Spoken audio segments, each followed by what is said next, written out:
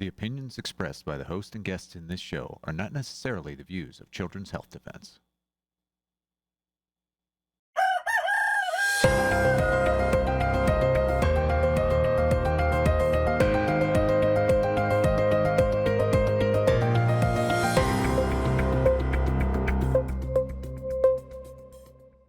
Under the disastrous Biden administration, this Pentagon waged an unrelenting war on our warriors on many fronts, including when it came to denying them simple medical autonomy and the freedom to express their religious convictions.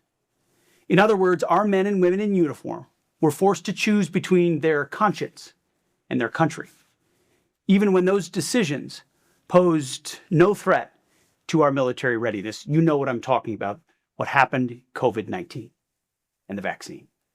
No more. That era of betrayal is over. Under President Trump, the War Department continues to take decisive action to once again restore freedom and strength to our joint force.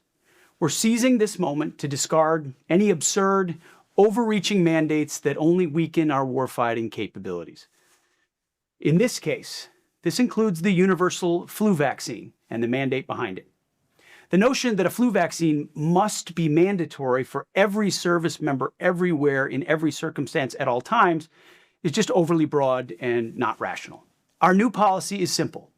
If you, an American warrior entrusted to defend this nation, believe that the flu vaccine is in your best interest, then you are free to take it. You should.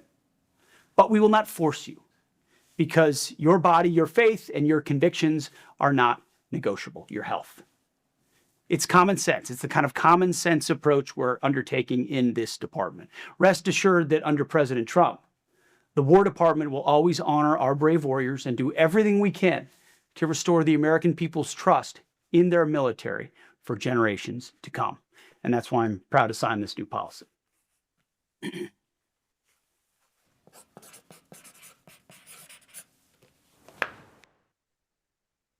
Good morning, CHD. It's Monday, April the 27th, 2026. We are live here at CHD TV. We have a great show for you today. Stay tuned, because after we talked to Carolyn Rocco from the Children's Health Defense military chapter, we're chatting with Toby about how we can get our tickets for Duty to Disobey. And then we're going to be going to Carin Winter, who's got a story that you absolutely need to hear with her sister and SSRIs. It's a very important story. And Bob Schwartz will also be on to talk to us about why we're going to be highlighting these stories going forward on CHD TV. But first of all, now, let's be on Carolyn Rocco from the Children's Health Defense military chapter. Good morning, Carolyn.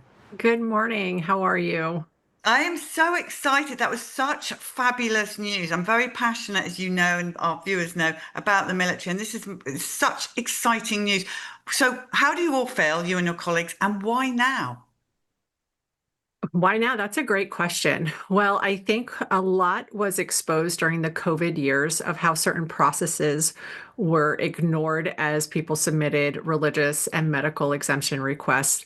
And most recently, within the last 12 to 14 months, we were noticing that the same type of tyrannical behavior that we experienced during the COVID years was being demonstrated on service members who did not want to take the flu shot. We know several people who were literally on their way out the door. They were getting kicked out, some at 19 years of service, because they did not want to take the flu shot. And unfortunately, neither their religious nor their medical exemption requests were even processed. And so I think there was just a culmination of, the lack of process following that the military has, as well as losing well-trained service members over something as silly, ineffective, and irrational as the annual flu shot. In Secretary Hegseth's video, he referenced the COVID years as the era of betrayal and said that time is over. I mean, how do you all feel? You're doing such amazing work in the military chapter. I cannot even begin to tell you. This is so exciting. But you talk. Tell us how it felt. Well, thank you. That really struck a nerve with me and many of my military colleagues. During the COVID years, many of us joined to serve something bigger than us. The military was our family, and literally at the drop of a hat, we were ostracized, we were forgotten. We refused to go to training, to move. Some of us couldn't even go to the base gym because we were not vaccinated. And so the betrayal was real. And unfortunately, the betrayal continues with, like I said, the flu shot. But I do think that this has brought enough attention to the Pentagon that we are at least able to now open the door and have a conversation about our immunization program within the military. Yeah, I mean, let's talk a little bit because Carolyn and I've met because the filming of Duty to Disobey was like no other interviews I've really ever done in my life. It blew me away. But Carolyn, let's talk a little bit about how people in the military have been affected from vaccines and then the COVID era and how that really, if you like, woke everybody up. Right. So before COVID, myself included, many people actually ignored the flu shot. We would get the daily or the weekly reminders like, "Hey, you're overdue on flu," and just by ignoring it, eventually just fell off. Those weekly reminders, and life went on. But then COVID just brought out a different side of people that we had never experienced before. Additionally, I have received medical exemptions by showing titers, right? Positive antibodies that still existed in my body, and have been able to be exempt from certain vaccines by showing those titers. But again, COVID was the exception to every rule, to every policy, to all common sense. So even after suffering natural infection, and I had the COVID titers in my bloodstream, unfortunately, the Department of Defense and the medical clinic said, "Sorry, that's not good enough, and you're still going to have to get the shot." So, I didn't take the shot, and it's only by the grace of God, as well as a federal injunction that Judge McFarland issued in July of 2022, that saved me and about 11,000 other Air and Space Force members. We had submitted religious accommodations, and 99% of those accommodation requests were denied. Yeah, and the film Duty to Disobey, we're going to talk about that in a minute. But before we go to that, I just want to ask you about what's next, because we've got the COVID-19 shot is now not mandatory. People do not have to have that in the military. Now we've got the flu shot. I know people, Carolyn, that are doing everything they can. They love the military, they love their job, but everything they can to not get deployed because they want to serve their country. They want to go to war. They want to do all of those things, but they do not want to go because they do not want to take anthrax. Ooh, anthrax, that's a good one. Well, the reason why we are not going to let up on this topic is because 20 years ago, and you look at my shot record and you will see, unfortunately, many shots in the arm with the anthrax vaccine. But anthrax is what drove the federal statute 10 U.S. Code 1107 Alpha. And I know we talk about this in our upcoming documentary, but even with a federal statute, black and white, that says the military cannot force an emergency use authorized product, they ignored that. And that's how they forced into the arms the COVID shot, which were all EUA products. Now fast forward to the flu shot. And while FDA approved, they are not going to stop even though Secretary Hegseth has removed the flu vaccine mandate. And so this is why it's so important that we stay on this, because I have a strong suspicion, going from anthrax to COVID to the flu, that what's next? Is it going to be the MMR? Is it going to be a continuation of the anthrax? But I do think the removal of the flu vaccine requirement has at least opened the door to have a conversation with key personnel at the Pentagon and as well as HHS to say, what are the benefits to taking this shot? And if we are honest with each other, I think we will quickly learn that there are none. But I'm not going to pretend I have a crystal ball, but I do think conversations are actually starting to happen due to Secretary Hegseth's most recent decision. And due to your chapter and others, I'm sure, but really fighting so hard for all of this. I mean, congratulations to you all. You are such a strong team. This is the military chapter at Children's Health Defence. So it's mil.childrenshealthdefence.org. Please follow them on Instagram. I don't know where else you are, but I'm pretty sure you're everywhere else. I'm only on Instagram. I'm banned everywhere else. But Carolyn, I just want to, I'm going to bring Toby on a minute, but before I do, I want you to give 3 takeaways that you want our audience to have with the military and the vaccination program that you have there. Okay, so the first one I just referenced, that we have to stay on top of this topic on vaccinations within the military, because I have a strong suspicion they are going to push another one for whatever made up reason they have, and will likely start kicking people out, just like they did for COVID and just like they did for the flu, over whatever is next on their list. Second is removing this mindset and this culture that military members are nothing but guinea pigs. I mean, I came in over 20 years ago, and it was my understanding, hey, if you join the military, you're going to be expected to roll up your sleeve and get vaccines. I also didn't think that the government would ever want to harm me or ever treat me like a cow, but lining up to get vaccines. Unfortunately, my eyes were open during the COVID years, and so I would just challenge, especially those who have been around the block for a couple decades, is that we have to remove this mindset that military members lose their constitutional rights. Their God-given rights protected by the Constitution, and that we are guinea pigs. So that's point number 2.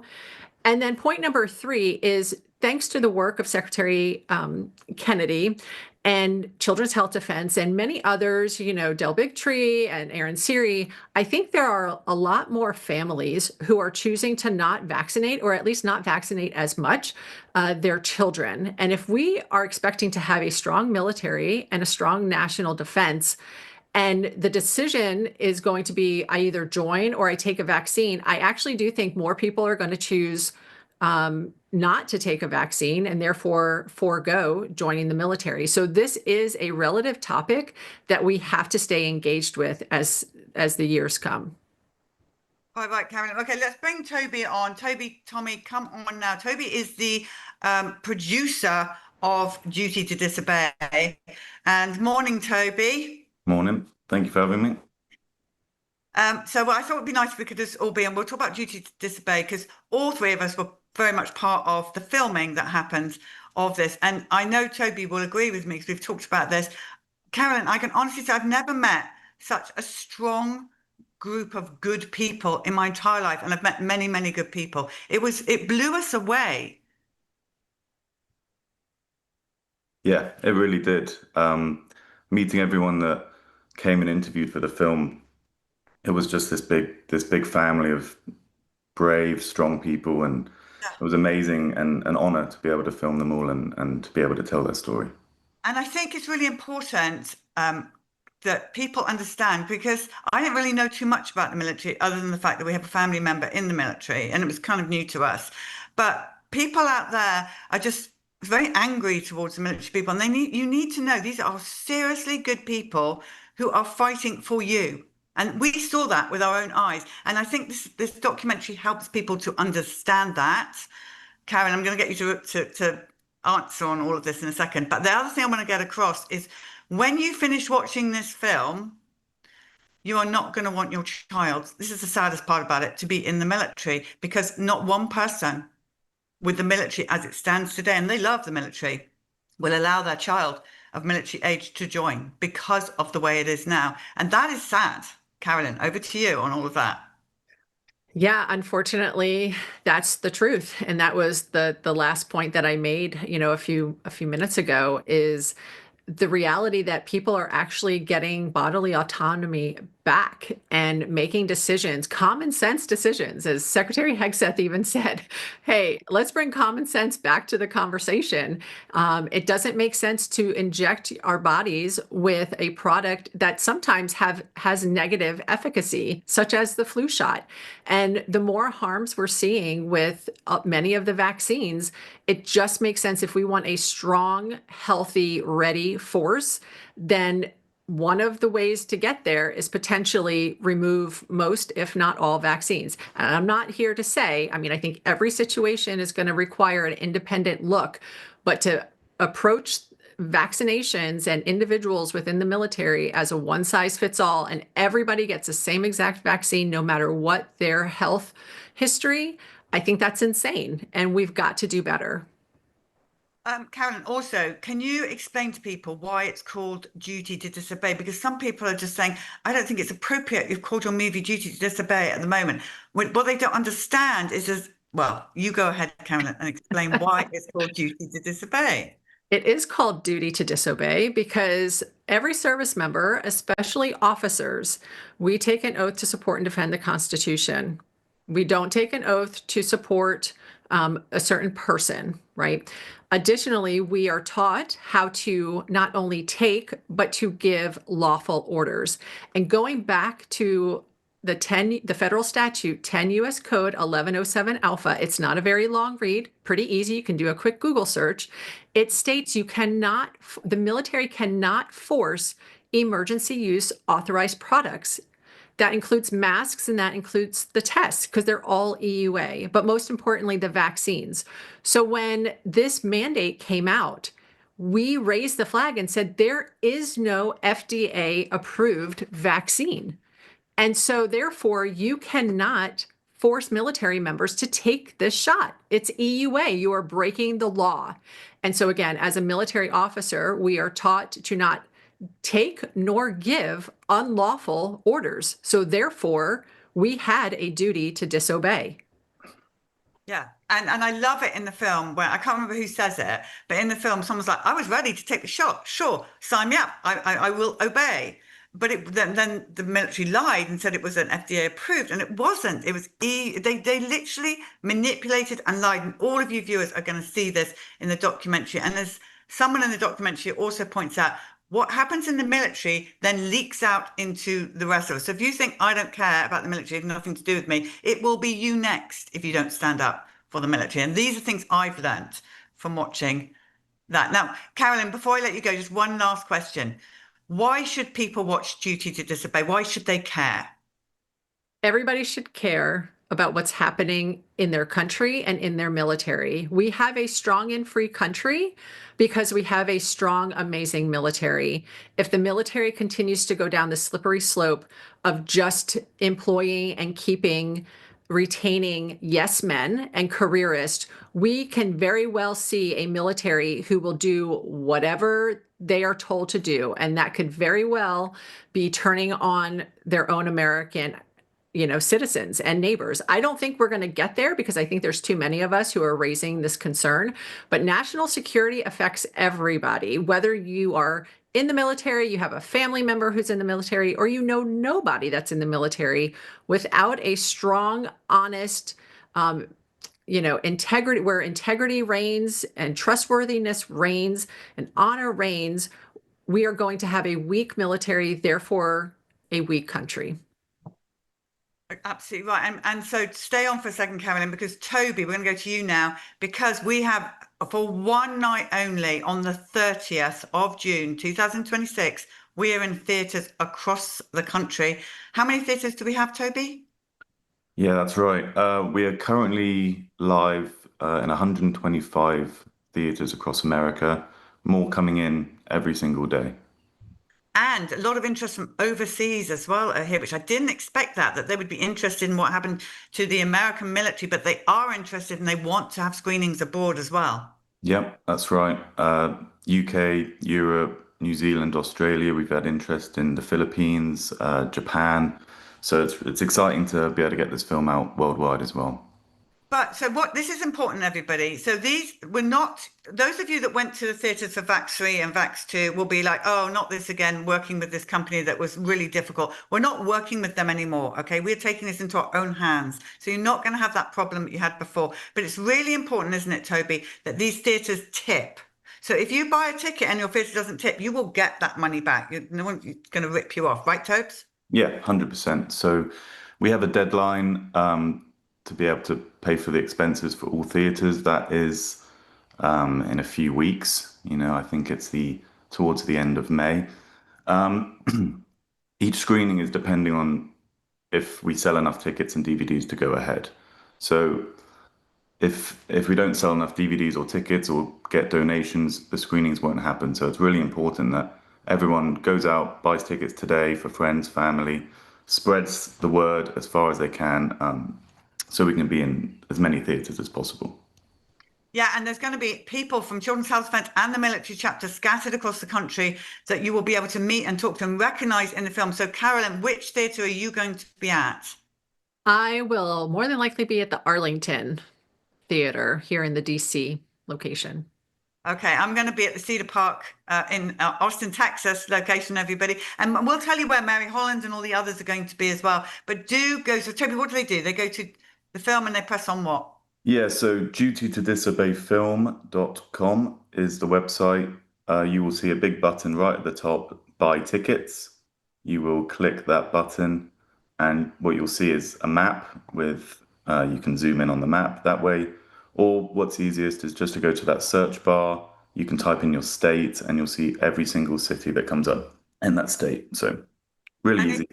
And if there's not one near you, contact Toby and his team and they will find you a theatre or try to find you a theatre. So there's that. Very, very exciting. So Carolyn, once again, I know we've said this a couple of times, but how do people follow the military chapter? Because you are going to want to be following this, people. So we do have Instagram as well as X. So mil.childrenshealthdefense.org is also our main website. And to the viewers out there, if any of you have podcasts or know anybody that has podcasts, just contact the military chapter because Pam Long and Carolyn there, they have a lot of military members, maybe some even in your area that will be able to speak out on these podcasts about the injustice of what happened during COVID and going forward. So we do love you, Carolyn. We love our chapter and we love the military. And thank you so much for the incredible, I don't know the words to tell you, the hard work the military chapter at Children's Health Defence are doing is unbelievable. Amazing results, Carolyn. Thank you. Thank you. It's an honor to work with both of you. Okay, well, it's very exciting, everyone. Toby, thank you so much. Anything else you want to tell our viewers, Toby? That's it. Just, go support the film. Get tickets in ASAP. That would really be appreciated so we can just try and get this as far and wide as possible. DVDs, they'll be at the screening too. So yeah, it's going to be great events all over the country. Yeah, for one night only, everybody. All right, Carolyn, Toby, thank you so much for being on this morning. We truly appreciate you. Thank you. Thank you. All right, everyone, now we're going to go to Carin. Carin Winter, good morning. Good morning. Thank you for having me, Polly. How are you? And Bob Schwartz on as well. I'm very well, Carin, and it's great to see you as well, Bob. We are going to go to this story, and Bob, we're going to be doing a lot more of these stories, are we not? And let's start by talking about, let's go to you, Bob, first then, and talk about why it's so important that our viewers and the public understand this. Oh, yes. Currently, right now, we've been together, Polly, for about 3 or 4 years now in regards to housing my documentary film, If I Had Known the Risk. I suffered a severe adverse event 22 years ago, and life has never been the same for me. And on my website, risk.org, you can go on that website and see the documentary film that I did. Won a Telly Award out in New York. It's only 30 minutes. It's a quick watch, but it talks about the adverse event and and then the impact that it had on me, my family, and my life. And what we want to do is start telling those stories and starting a psychotropic medication advocacy with Children's Health Defense and bring on more and more of these stories. As you know, the crisis has grown astronomically in America today. It's almost 4 times larger than the opioid crisis, and we're dealing with school children. We're dealing with foster home kids. We're dealing with our great veterans that are suffering with PTSD. This is the main medications that they use, and now there's an explosion in our elderly at nursing homes. And nobody understands the adverse events that come with these drugs, and the majority really complain that there's really no good return on health by using these drugs. So again, we want to bring awareness, caution, and accountability. And you can bring those stories to either here at CHD, Children's Health Defense, or you can go to my site, watch the documentary film, and report, your adverse event or a story you might want to share. And hopefully we can bring it back here to Children's Health Defense, Polly. Bob, thank you so much. So I think for now, let's go to Carin and hear. This is a tragic story. Carin, take us through it. Walk us through it from the beginning. Yes, thank you for having me again, Polly. And thank you, Bob, for inviting me on the show. My sister, Beth Winter, had just graduated from the University of Rhode Island. She studied abroad in London at Oxford Brookes, backpacked through Europe. And then in the fall, she returned back to Long Island and was having some mild anxiety over her first upcoming job interviews. She was having some mild insomnia and just some kind of ordinary anxiety. So she had a primary care physician appointment scheduled. So she went to her primary care doctor. He asked her how she was feeling. She said, "Oh, I'm just having some sleeplessness." And he said, "Well, you should try Paxil. It will help you sleep." And Beth was on Paxil for 7 days. I saw her on the 5th day that she was on it. And she said that she felt like she was jumping out of her skin and like she wasn't in her body. We were preparing for a party and we were icing cupcakes, and she literally could not get the icing on the cupcake. She was missing the cupcake. So she had it had affected her psychomotor coordination. It had affected her interface with the world. And I now know that she was experiencing a rather common side effect called akathisia, which is a feeling brought on by SSRIs in quite a large percent of people. And it's a feeling like you're not inside your body. It's acute psychosis. And in fact, when GlaxoSmithKline first published Study 329, for the use of Paxil in children and young people, saying that it was effective, they lied in their study. So in Study 329, they found that 11 kids on Paxil had serious psychiatric events compared to 2% of the children in the placebo. This was a study of just 275 children. So the relative risk was double, right? And so later on, the British Medical Journal reanalyzed the data and realized that this was not true. And actually, Paxil was not only no better than the placebo, but it was actually increasing suicidal ideation and risk, but they were labeling it as emotional lability.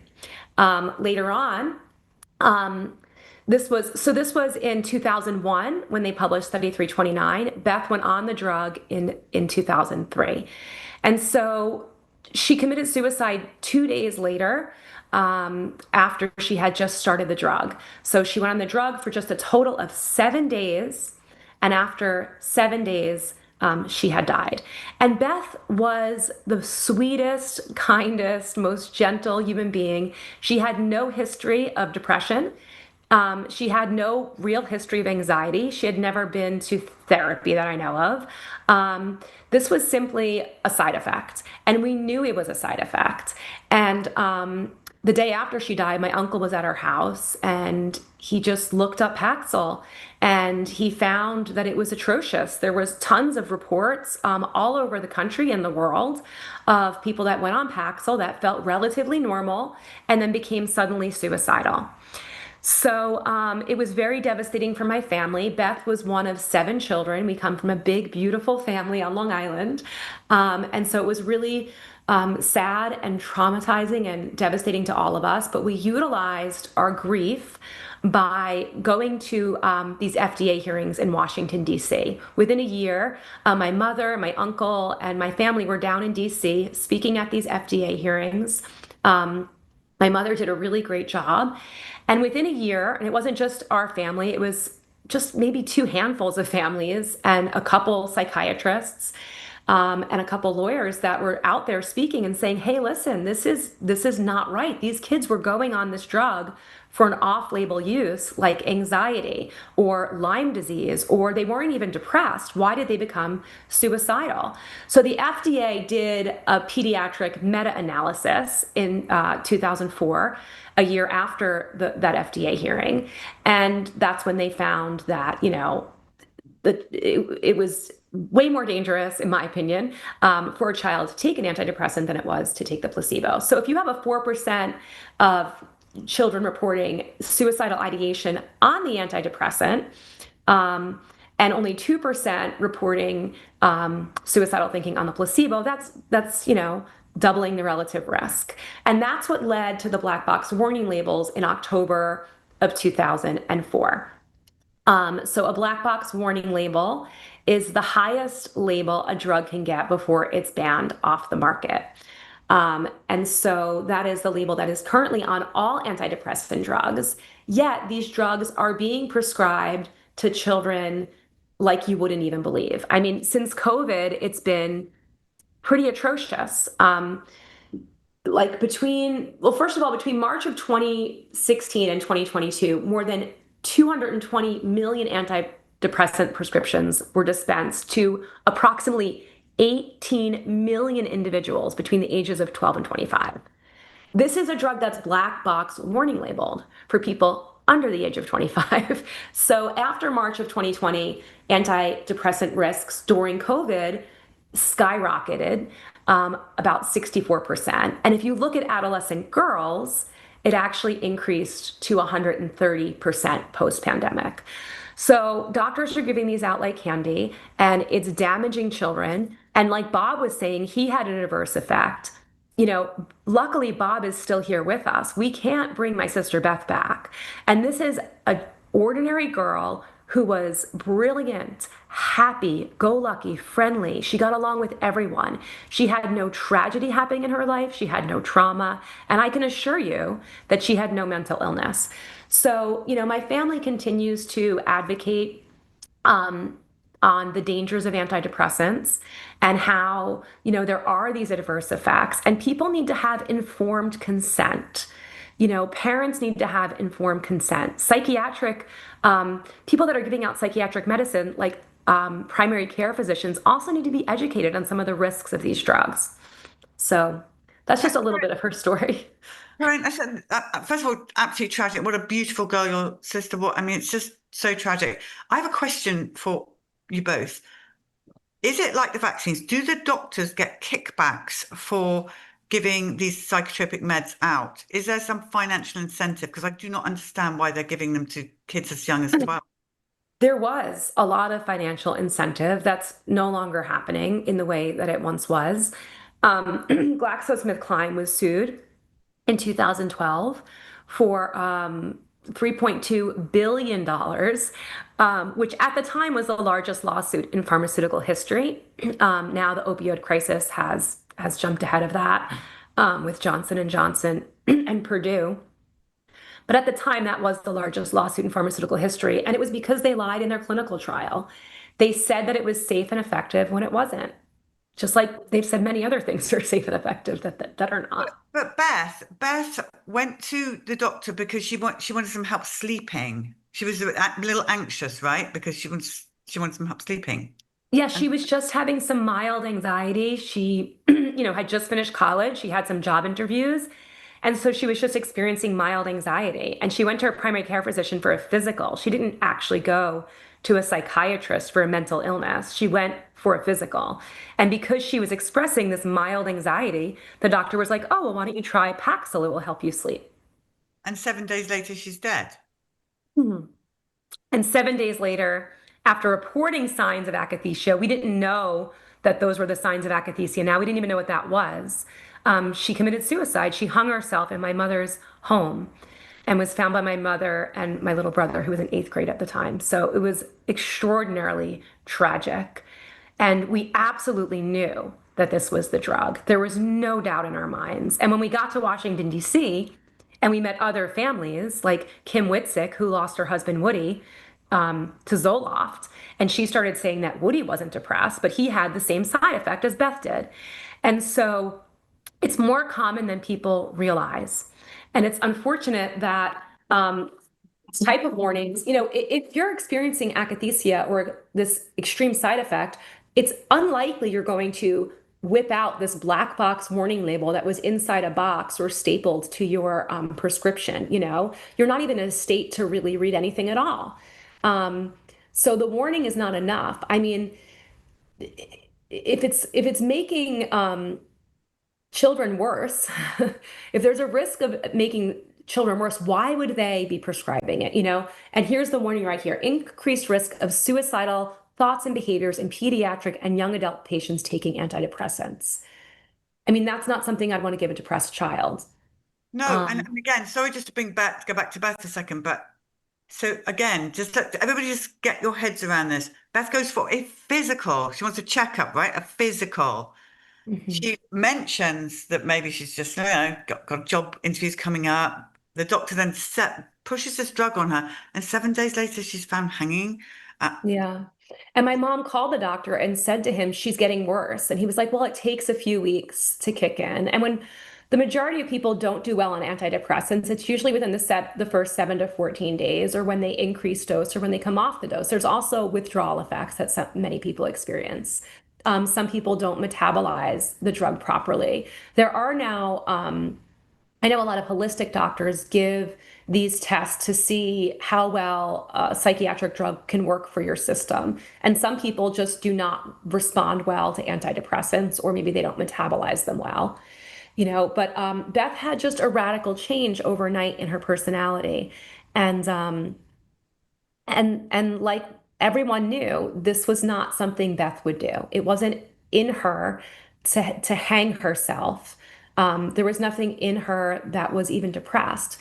And so when the last day I saw her, I prayed with her because I knew she wasn't herself. And I just sat with her and I put my hands on her. I prayed over her and I felt this feeling. And I said, Beth, are you suicidal?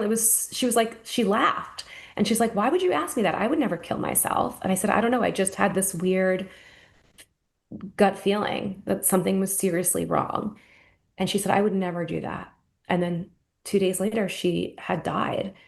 So luckily, one of my uncles was really savvy and just started, while we were all in a state of grief, he was just researching all of this on the internet. And he found research by, some of the doctors where it was like, I think at one point it was banned in England, and also there was warning labels in the US. At the time, I was a social worker working in foster care.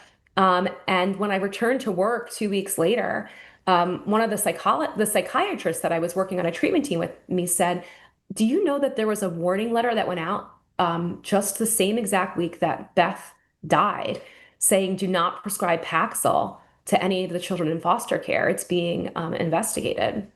So, it was unfortunate that she was prescribed at the time she was, because if we knew now if we knew then what we know now, we would never have allowed her to take that drug. And so that's why we think it's so important for people to educate themselves on the adverse effects and the risks associated with these psychiatric drugs. I've talked to plenty of people that have gone on them and can't get off of them, that have sexual side effects, that go on it for an off-label use, like I mentioned, anxiety and Lyme disease. And all of a sudden, they get bit by a tick and they're tired. They go to their doctor and they were just fatigued. And now all of a sudden they want to kill themselves. It's not normal, and it's not depression. It's a side effect of the drug. So yes, I'm sure they help some people. Otherwise, people wouldn't be taking them. But we have to ask ourselves, is it worth the risk? And is it especially worth the risk in giving it to a child? Obviously you can't trust GlaxoSmithKline if they lied in their clinical trial, which they did. And when the people in the clinical trial reported some of these side effects, like suicide, they labeled emotional lability. Wanting to kill yourself is not emotional lability. That's suicidal ideation. And so that's very, very sad that a company would be that greedy to put children's lives at risks. And I'm seeing that you're getting a lot of love in the chat for your sister. People are sorry that. Oh, thank you. That's so Yeah. nice. Well, We have a website, and on the website, there's more information. My contact information is there. You can reach out to me. I'm happy to talk to anyone that is interested in learning more about Beth's story or that needs help. So it's love-beth.com, and that's her handwriting, and it's like a letter from Beth. And part of in Beth's death is like, how do we leave her legacy by educating people and preventing children from being not educated on what this side effect. I mean, if a doctor just said, if you go on Paxil, you could experience akathisia, a feeling like you're jumping out of your skin, a feeling like you're not in your body, psychosis, suicidal thinking. Just know that this is the drug. It's not you, and get help immediately. Call 911. We also have suggestions on other ways to treat depression and anxiety on our website. And things you can ask your doctor about, alternatives to SSRIs. So some people are anxious because they're spending 14 hours a day on their phone, especially children. They're not detoxing from technology. So some simple things to not be sad, go out into nature. Of course, speak to your doctor. I'm not a psychiatrist, but, connect with nature, connect with other people, look into holistic therapies, see a therapist. Some people just feel a little bit anxious. They go to their doctor and they prescribe a medication and they never actually treat the root cause or the innate issue that's going on. And so treating the root cause is so important. But at Love Beth, you'll see more about Beth's story. You can learn more about the study 329 and Paxil and some of the criminality around that. And you can reach out to me. I do speaking engagements. I also do coaching, and I'm also a licensed clinical social worker. So I provide therapy to people. It's been so important you coming on this morning and educating us on this. I mean, I'm sorry, but I'm just going to say this. I can't tell you enough how this is more evidence that we need to stay away from these doctors, stay away from these psychiatrists. I mean, they do nothing but want to drug and, in my mind, kill our children. I'm sorry, I don't care how ridiculous it sounds. That's what I'm seeing here as I travel on the bus, as I interview these people. We're seeing children getting diagnosed with autism after they've had a vaccine at age 2 and been put on psychotropic drugs, and that is their life for the rest of their life. Bob, how big of a problem have we got here in America? It's too big to measure. I just sit here and listening to Carin. That story is just, my soul aches because I know exactly what she was going through. I went in for a simple doctor's appointment for back pain. I was a weekend golfer, I was a very, very successful technology person in Atlanta, Georgia. And basically I was dealing with stress, weekend golfer, went in for some back medication. As I was leaving the appointment, he said, "What else can I do for you?" And I said, "I'm off my A game." And that's when he went quickly to a psychostimulant, which is an ADHD drug, and said, maybe ADHD medication might be able to help you here, focus better. And he introduced a drug to me called Concerta.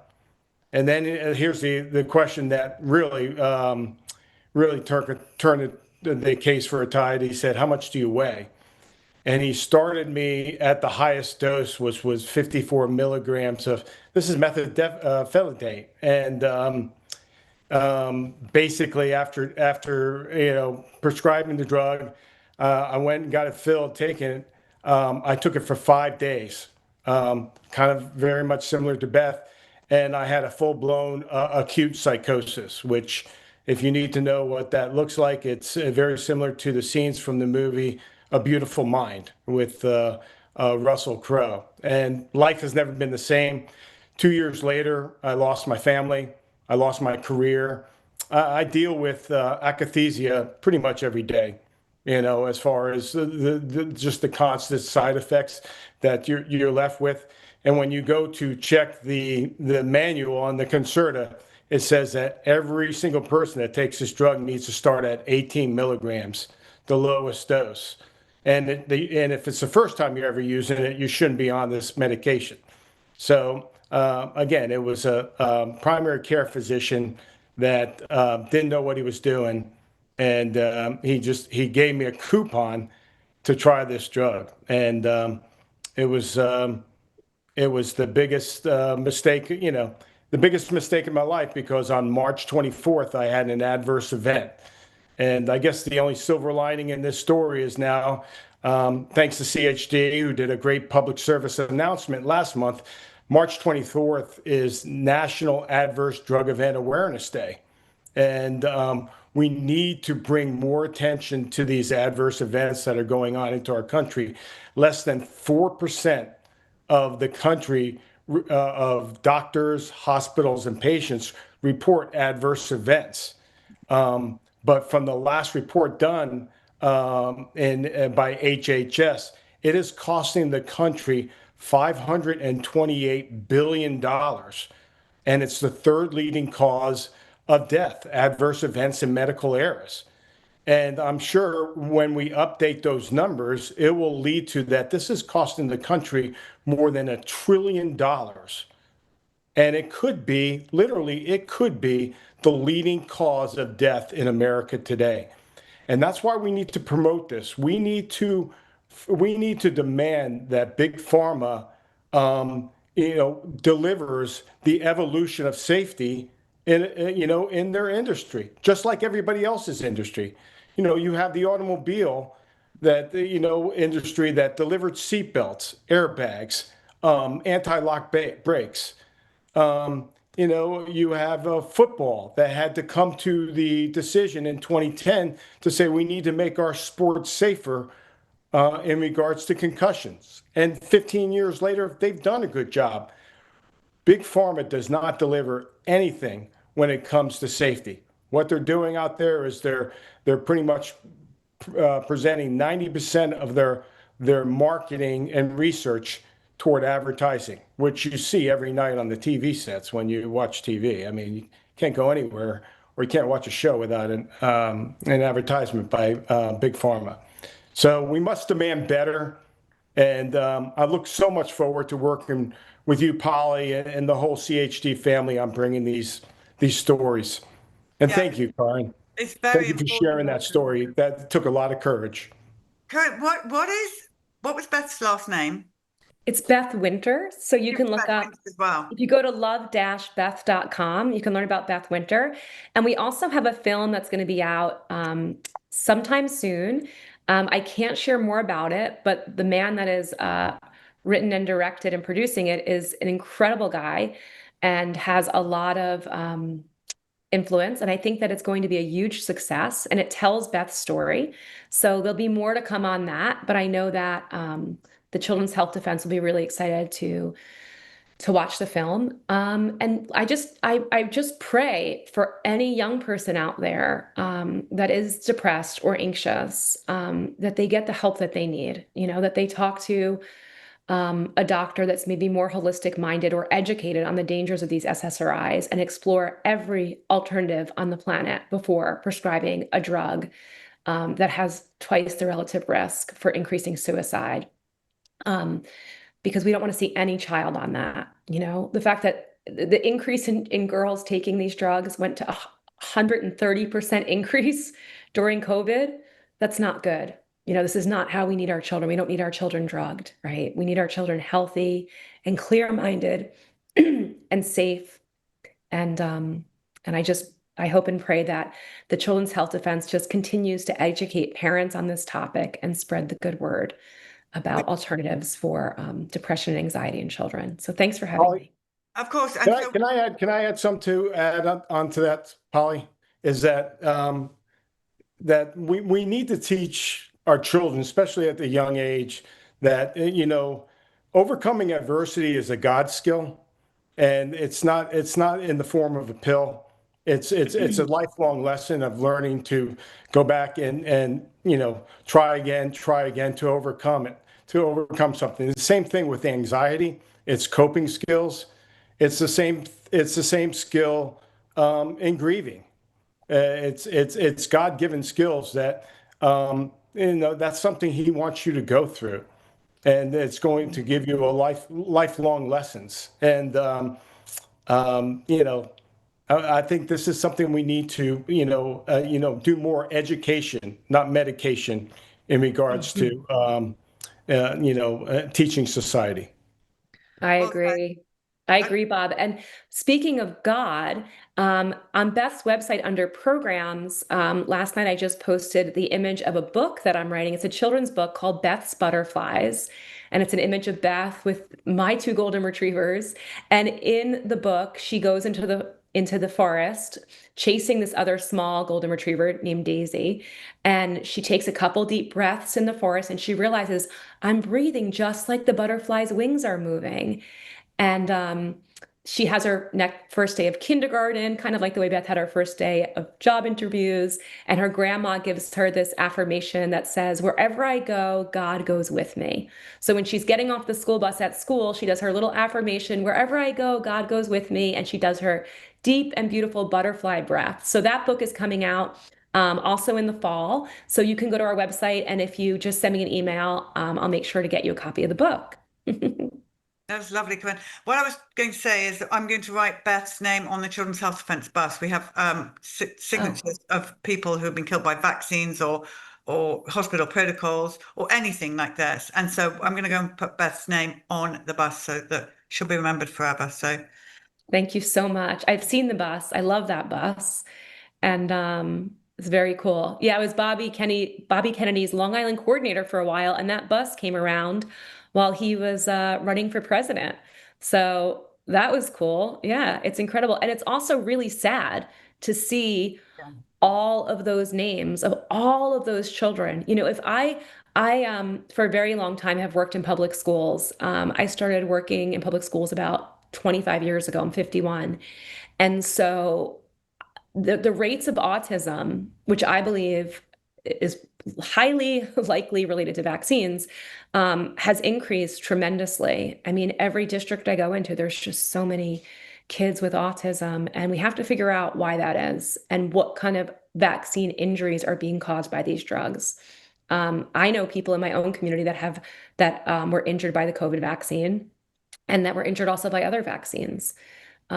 So I just hope and pray that God gives us all the power and a clear path to educating more parents and families on the risks of psychiatric drugs and also vaccines. And so thanks again. Of course, well, it's been an absolute pleasure having you both on this morning. Such important information. Bob will be back with some more stories so that we keep this going to create this awareness. We're so sorry about Beth, and much love to your family. And like I said, I'm going to write her name on the bus. And to our viewers out there, if you are suffering, do contact us or Bob's organization. Don't suffer alone, and try and stay out of doctors' offices if you can. That's my advice. Everyone pray big, stand firm, and never settle. And we'll see you tomorrow on CHD TV. Want to bring a screening of Duty to Disobey to your community? It's simple to become a host. First, go to dutytodisobeyfilm.com. There you can watch the trailer, learn more about the film, and when you're ready, click the Be a Host button. Once you sign up, you'll be contacted by Bella, and she'll send you a host kit with everything you need and the next steps. The main thing we'll ask you to do is help us identify a potential local venue. This can be as simple as doing a quick Google search, or maybe you already have a place in mind. We're primarily looking for places like independent theaters, chiropractic offices, town halls, event centers, or other community gathering spaces. You'll just reach out to the venue to check availability, seating capacity, cost, and whether DVDs can be sold at the event. Once you've got that information, send it over to us and we'll take it from there. We'll work with the venue to secure the location, set up a ticketing page for your event, and handle the rest of the details and logistics. All you have to do is share the ticket link with your community, promote the event, and show up on the day of the screening to check in your guests. And here's something new this time. You can get paid for hosting. At your screening, you'll be able to sell DVDs of the film and earn $5 for every DVD sold. So if you want to bring Duty to Disobey to your community, head over to dutytodisobeyfilm.com. Click Be a Host, and we'll get you started. We can't wait to work with you.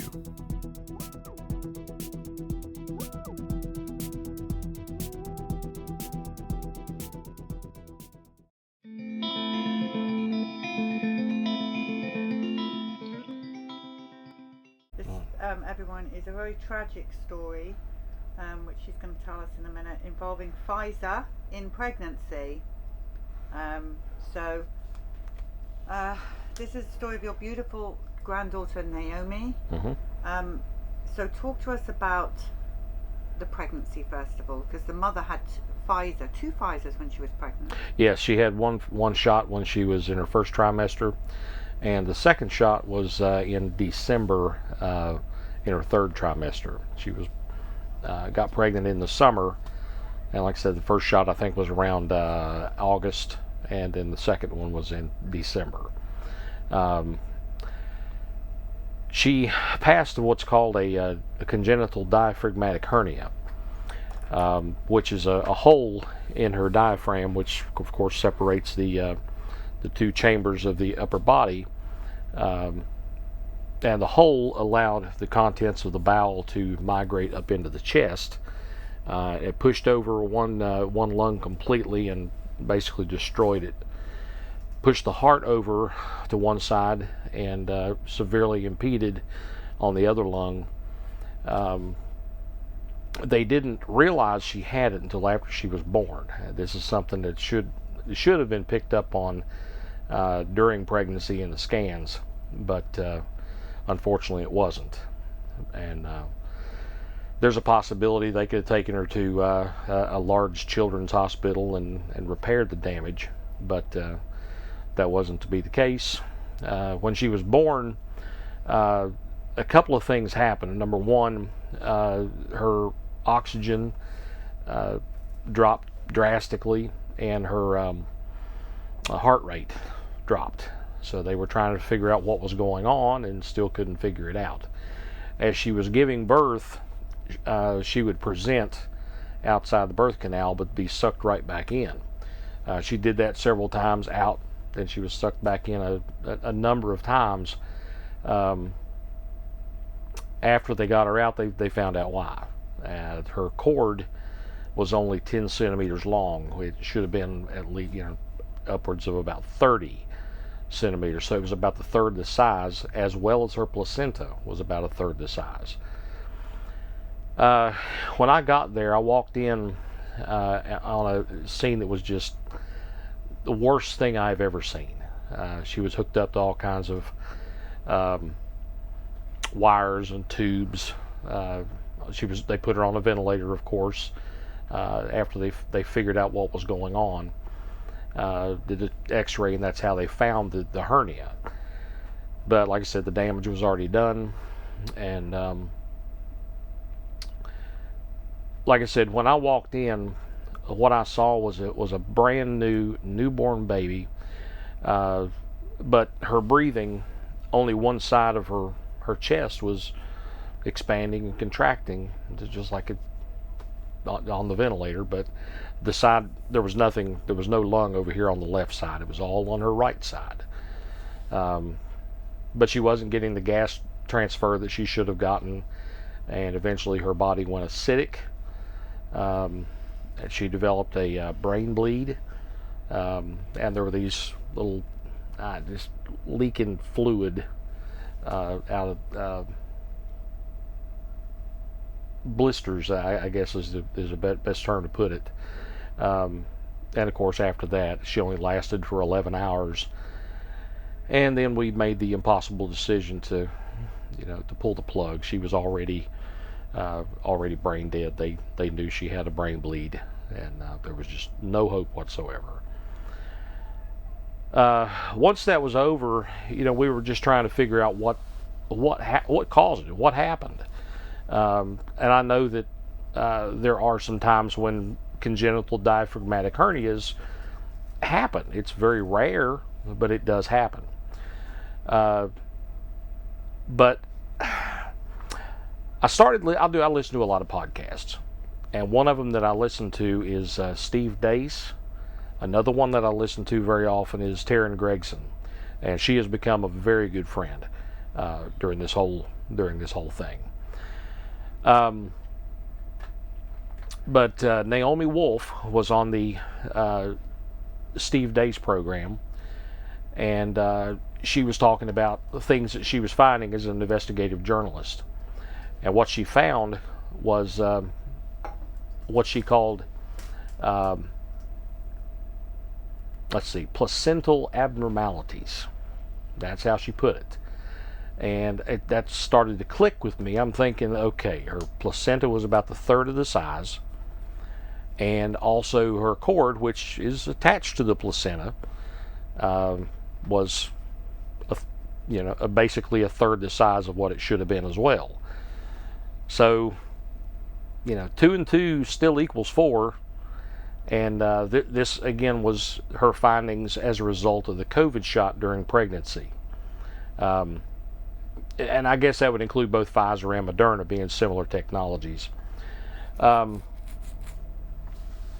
Anyway, after that, Taryn Gregson on her Faithful Freedom podcast was having a few doctors, 3 doctors and a nurse out of California, and they were in a panel discussing that very thing, things that mothers were finding during the COVID, having gotten a COVID shot, and effects on the babies. One of the doctors was Dr. James Thorpe, and he and I have become good friends as well. As a matter of fact, some really good news I'll tell you here at the very end. But anyway, Dr. Thorpe, after it was over, before I watched the podcast, I messaged Taryn and said I will be watching this with great attention. And I told her Naomi's story, and of course she was very sympathetic to it. A couple of weeks after that, she contacted me and wanted to talk to me. So we scheduled a time to meet, and or a time to a phone call. And after the phone call, after I told the story and she got to talk to Tori and my daughter, my wife Rhonda, she said, I would like to bring a film crew to your house. And that's how we got, the rest of it is just how we got involved with the Shot Dead film. You can watch it at shotdead.org, totally free on Rumble. And what did you find out as you were talking to all these people? I'm really interested in the short cord, because Dr. Suzanne Humphreys brought this up a few years ago, that these cords are getting shorter and shorter. Did you find anything more that you can add to that? Why are these cords so short? I don't know exactly what's causing that, other than that's a finding that at least Naomi Wolf and Dr. Thorpe told me that they have found in their practices. That's one thing that they're finding with the COVID shot, especially, is these short cords.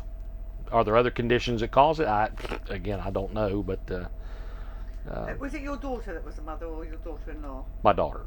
Yeah. Well, I feel terrible for her. I mean, what did they say that? So she took these shots. The doctors must have pushed this on her. Well, it was the doctors. I think the doctors did encourage her to get it. They didn't force her. It was her job. She was working at that time in Blacksburg, Virginia, in a group home setting, and they said, if you want your job, you have to get the shot, or you're fired. Even though she's pregnant. Even though she's pregnant. I mean, that didn't matter. That didn't matter. How does she feel now about the COVID shots? Oh, she's not going to get it anymore. No, she will not get it anymore. Can the viewers see a picture of Naomi? Yes, absolutely. And this is the picture that she has actually passed away in this picture. Yes, she had already passed away, and this is to warn you viewers, if this is something you are sensitive to see, then now's the time to probably switch off. But she's a beautiful child. Look at this child. Yeah, the nursing staff dressed her up in the dress that she was going to be going home in. So right there she is. So look at that beautiful child. Breaks my heart. Yeah. She was perfect. One of the churches that I ministered at in Payton City, West Virginia, about a couple hours north of here, they sent us a set of wind chimes, and so every time those wind chimes ring, well, we said, would you listen to Naomi singing to us? It's a terrible loss for your family. I'm so sorry. It was something I never want to experience again, especially like that. But the good news is, Yes. Tori is pregnant again. That is wonderful. And she was extremely concerned about that. And Dr. Thorpe took time, wanted me to send copies of her ultrasound scans. He reviewed them himself, naturally, so that he wouldn't miss anything. And he said she is absolutely perfect in every way.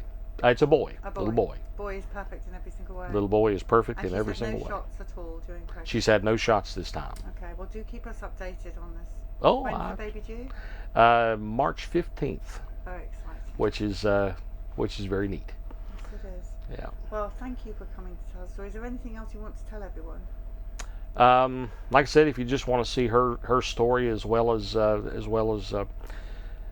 Ernesto Ramirez, which I assume most people have probably already seen, and as well as the Martins, Trista Martin, go to shotdead.org, and some exciting news about that. It's been nominated for a special viewing at the Santa Monica International Film Festival, which is awesome. And we have now about 1.3, 1.4 million views around the world. So This is wonderful. that's very. Thank you so much for what you're doing. Well, I'm doing very little. It's because of people like people like We the Patriots USA, that these stories are getting out there. And we're here today at Charleston, the state capital of West Virginia, and these people are having to face these issues. They're having to understand that their constituents are going through these things, and I hope it causes them to really sit back and think: are mountaineers really free? Are mountaineers really always free? Right now, not so much, but hopefully that'll change. But thank you all for letting me take time. Beautiful job, Naomi. Thank you. This and all CHD TV programming is made possible by generous support from viewers like you. Please consider making a contribution today to keep our programming going strong. Thank you.